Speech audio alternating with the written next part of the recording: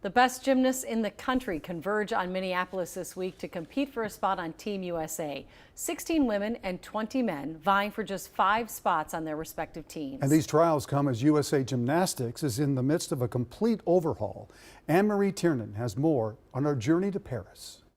Making Team USA gymnastics team for the women is likely the most difficult team to make in terms of all Olympic sports. 4 of the women competing for a spot in Paris are Olympic veterans, and the men are younger. And both teams are increasingly diverse. The majority of the past World Championships teams on both the men and the women were minorities. And so we're seeing a lot of diversity with our sport at the elite level, and it's fantastic to see.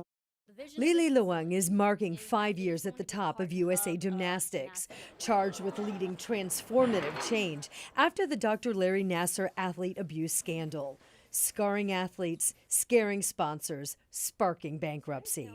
She hired 70% new people and tasked them with new priorities and new policies. Overall, I would say is that the culture of the sport has completely changed in terms of, 1, being really focused on safety, and 2, being focused on the positivity of the sport. And she says it's all measured through an athlete feedback loop. We meet with Athletes Council, who represent the athlete body, on a monthly basis, and we continue to solicit their feedback. We also look at it in terms of performance on the field of play. Our athletes in the past year have performed at record-setting levels across all the different disciplines. And now top sponsors are back. Nike is committed through the LA Games.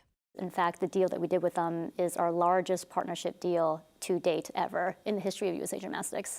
Luang says there is much work still ahead and that success will be measured in much more than medals. Well, the competition begins this Thursday at Target Center, and the women's team will be named on Sunday.